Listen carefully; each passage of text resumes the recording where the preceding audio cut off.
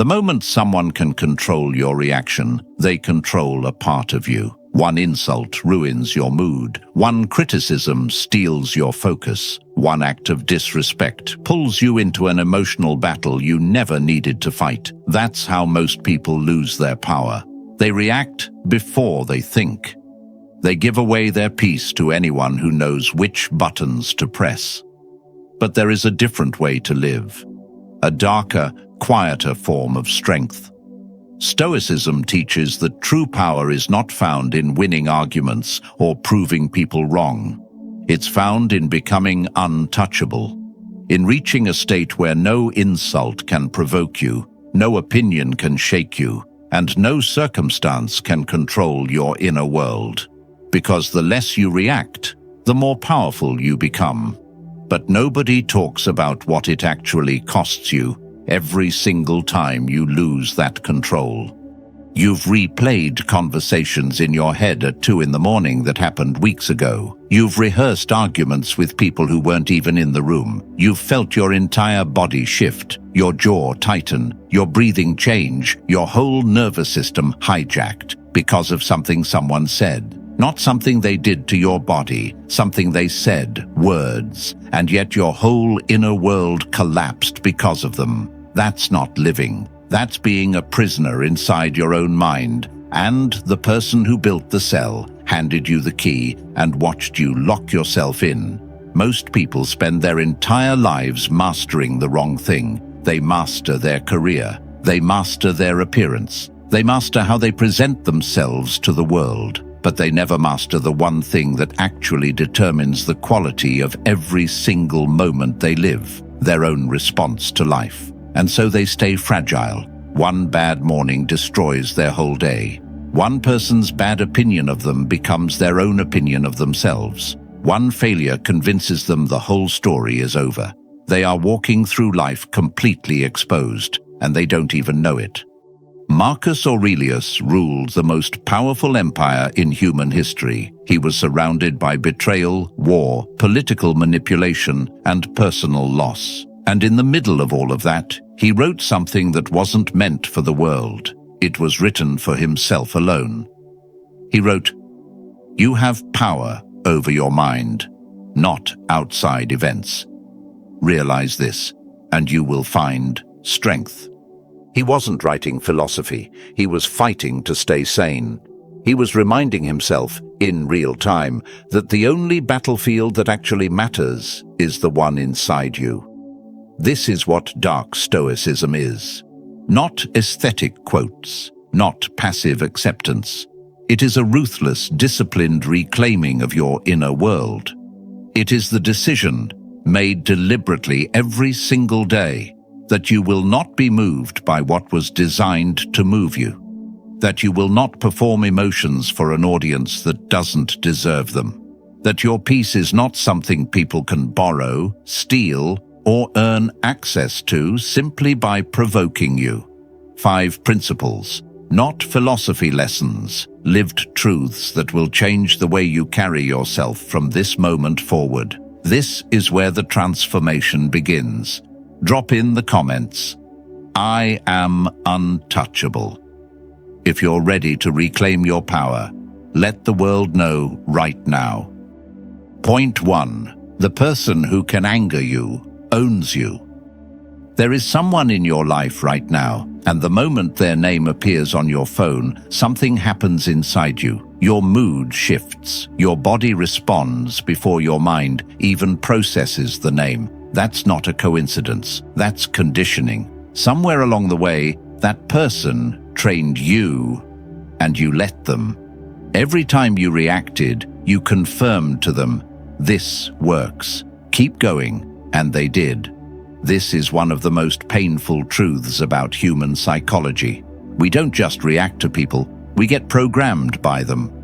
Repeated exposure to someone's behavior creates an automatic emotional response inside us.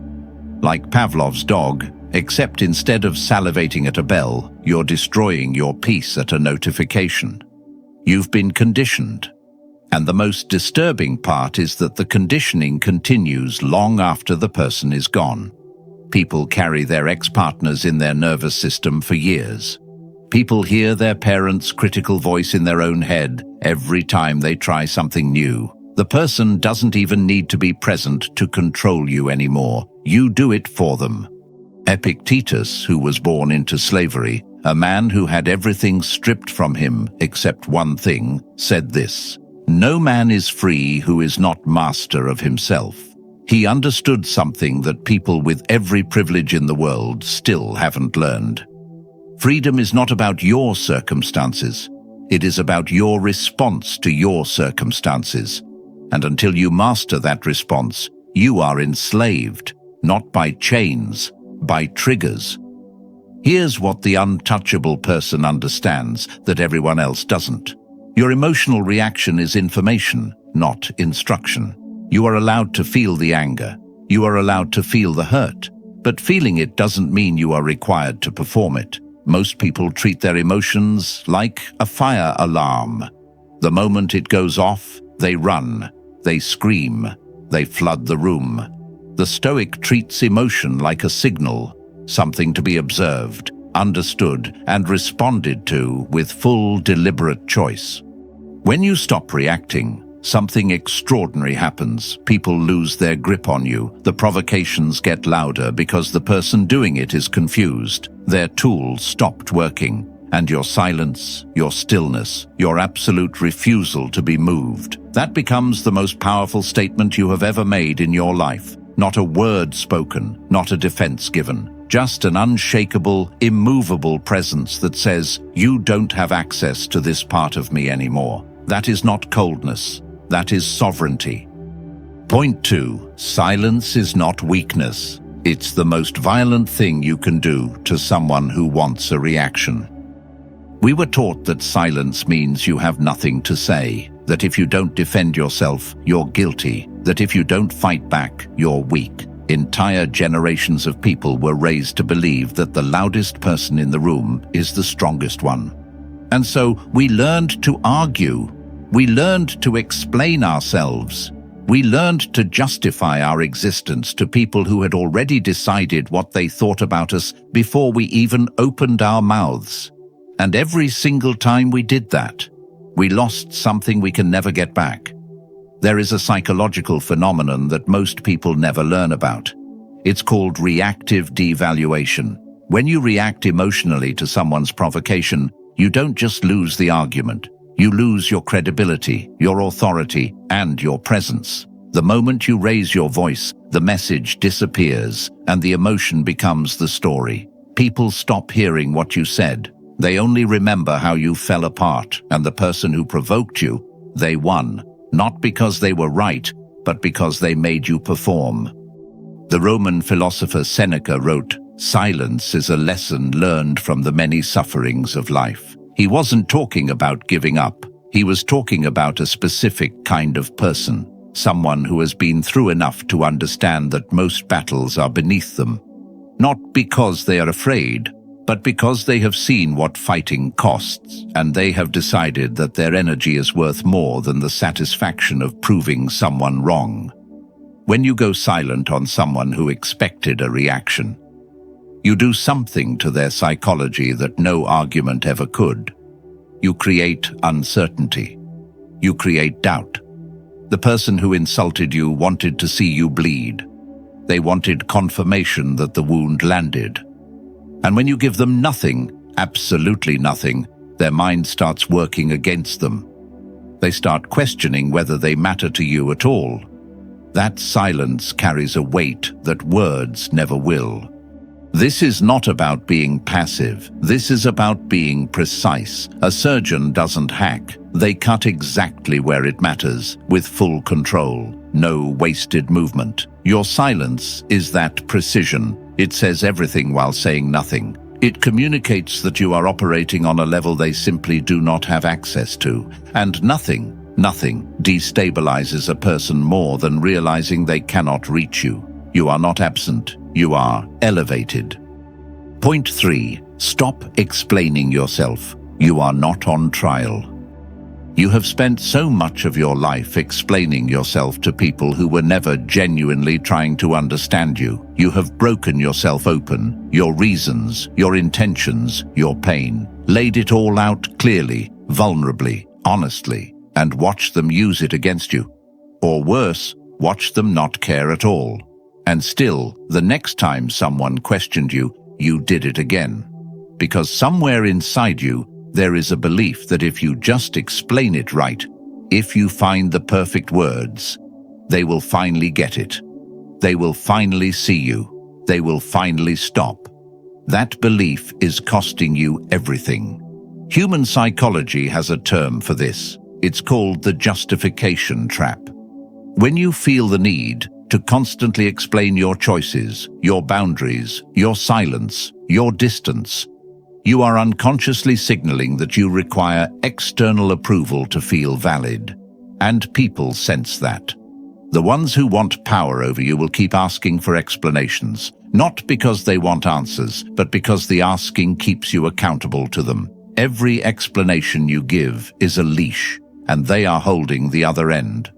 Marcus Aurelius understood this so deeply that he lived it as a practice. He wrote, "Never esteem anything as of advantage to you that will make you break your word or lose your self-respect." Your self-respect is not negotiable. It is not something you put on the table for debate. The moment you begin justifying your boundaries to someone who never respected them, you have already compromised the boundary itself. You are allowed to make decisions that nobody understands. You are allowed to walk away without a speech. You are allowed to choose peace over being perceived correctly. You do not owe anyone a courtroom version of your soul. The most psychologically powerful people you will ever encounter in your life share one common trait. They are deeply, profoundly comfortable being misunderstood. Not because they don't care about truth, but because they understand that their truth does not require a witness to be real. Stop presenting your case to a jury that was never going to acquit you. Close the courtroom. Walk out. The trial was never legitimate to begin with, and the moment you stop showing up for it, you reclaim every piece of yourself you handed over trying to be understood. You are not on trial. You never were. Point 4. The people who push your buttons built those buttons. Nobody is born easily triggered. You weren't born flinching at criticism. You weren't born collapsing under someone's disapproval. You weren't born needing to prove yourself every time someone questioned your worth. Those responses were installed carefully over years by specific people in specific moments that left marks so deep you stopped noticing them as wounds and started accepting them as personality. That person who can destroy your entire day with one sentence. They didn't accidentally find that sentence. They found it because at some point life showed them exactly where you were unhealed. And unhealed wounds don't announce themselves. They disguise themselves as reactions. As sudden anger that feels disproportionate, as silence that goes too deep, as the desperate need to be right in arguments that rationally don't even matter. Every overreaction in your life is pointing at something underneath that never got addressed. Carl Jung, one of the most profound minds in the history of human psychology, said something that should stop every person cold. Until you make the unconscious conscious, it will direct your life, and you will call it fate. The buttons people push in you are not random. They are a map. Every single trigger you carry is pointing directly at a wound that is still open, still raw, still waiting for you to turn around and face it instead of blaming the person who found it. This is the part of Stoicism that most people skip because it's the hardest. It's easy to practice stillness when life is calm. The real practice, the dark, unglamorous, brutal practice, is sitting with your own reaction after it happens and asking, where did that actually come from? Not what did they do, not why are they like this, but where inside you does that live and why does it still have that much power? Because here is what changes everything. When you heal the wound, the button disappears. When you do the deep, honest, uncomfortable work of understanding why certain things break you, those things lose their ability to break you. The person who once could collapse your entire inner world with a single comment becomes just noise, distant, irrelevant noise. They reach for the button and find nothing there. No reaction, no performance, no access. You didn't just become stronger, you became unreachable. Point 5. Becoming untouchable is not about caring less. It's about knowing exactly what deserves you. There is a version of Stoicism that people misunderstand completely, and it produces cold, disconnected, emotionally dead human beings who call their numbness discipline. That is not what this is. Becoming untouchable does not mean becoming empty. It does not mean building walls so high that nothing beautiful can reach you either. It does not mean walking through life with a frozen face, pretending you feel nothing. That's not strength. That's a different kind of prison. One you built yourself and called it freedom. The real Stoic truth is far more demanding than simply not caring. It requires something most people are genuinely terrified to do. It requires you to look at every person, every situation, every relationship in your life and make a ruthless, honest, fully conscious decision about what actually deserves your energy. Not what feels urgent, not what's loudest, not what guilt tells you to maintain. What actually, genuinely deserves the most precious resource you will ever possess. Your full, undivided, emotional presence. Epictetus drew the sharpest line in the history of philosophy when he separated all of existence into two categories, things within your control and things outside it. He dedicated his entire life's teaching to one practice, spending zero energy on the second category. Not because those things don't exist, but because every drop of energy you pour into what you cannot control is stolen directly from what you can. And what you can control, your choices, your response, your attention, your standards, that is where your entire life is actually built or destroyed.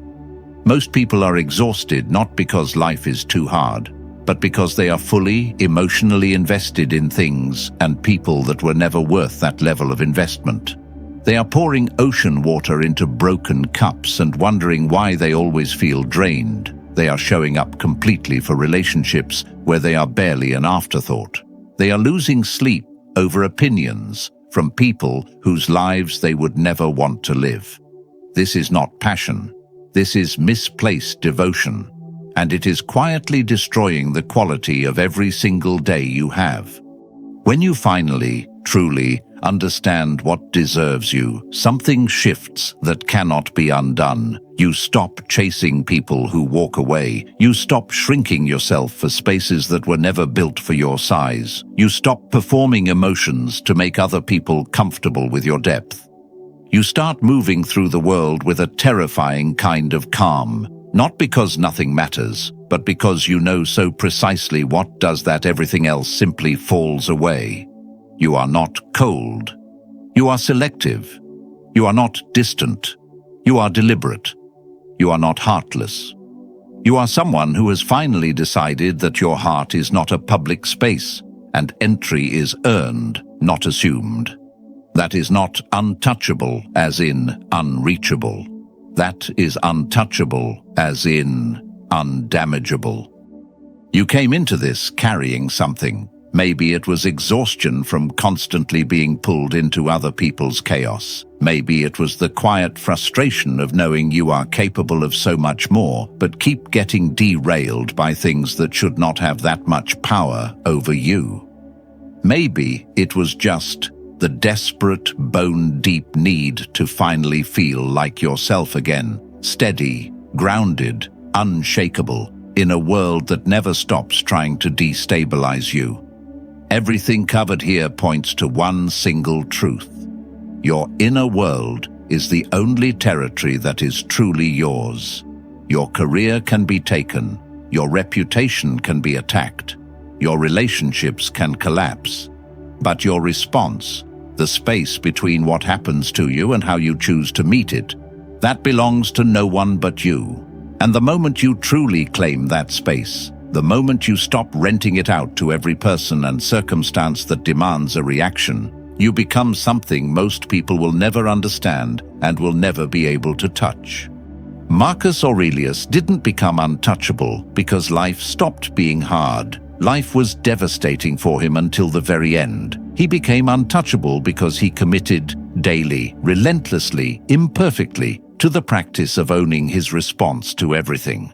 That is the only path, not a destination you arrive at, a practice you return to. Every single day, you will get triggered again. You will react sometimes. That is human. But now you know. Now you have seen the architecture of your own reactions clearly enough to start dismantling what no longer serves you. The work begins the moment this ends, and it begins with one decision. I will not be controlled. Not by them, not by circumstance, not ever again.